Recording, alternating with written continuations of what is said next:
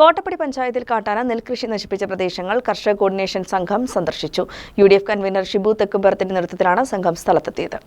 കോട്ടപ്പടി പഞ്ചായത്തിലെ പ്ലാമുടി പാടശേഖരത്തിൽ കൂട്ടുകൃഷിയായി നടത്തിയ 50 ഏക്കർ നിലത്തെ നെൽകൃഷി കഴിഞ്ഞ ദിവസം കാട്ടാനകൾ കൂട്ടമായി ഇറങ്ങി നശിപ്പിച്ചിരുന്നു. നിരവധി കർഷകരുടെ കൂട്ടായ്മയിലൂടെയാണ് പ്ലാമുടി പാടശേഖരത്തിൽ കൃഷി ഇറക്കിയിരുന്നത്. രാത്രികാലങ്ങളിൽ കർഷകർ കാട്ടാനകളെ ഓടിക്കാൻ കാവലിരിക്കേണ്ട ഗതികേടാണ് ഉള്ളത്. ജനവാസ മേഖലയുടെ നടുവിലായിട്ടാണ് ഈ പാടശേഖരം. ഇവിടങ്ങളിൽ പോലും കൃഷി ഇറക്കാനും കൃഷിക്കാർക്ക് ജീവിക്കാനും കഴിയാത്ത സാഹചര്യമുണ്ടായിട്ടും യാതൊരു നടപടിയും സ്വീകരിക്കാൻ കോതമംഗലം MLAയ്ക്കും ഇടതു സർക്കാരിനും കഴിയുന്നില്ല എന്ന് UDF കൺവീനറും കർഷക കോർഡിനേഷൻ കിഴക്കൻ മേഖലാ ചെയർമാൻ ഷിബു തെക്കുംപുറം പറഞ്ഞു. അതിദാരുണമായ സംഭവമാണ് കോട്ടപ്പടി പഞ്ചായത്തിൽ ഉണ്ടായത്.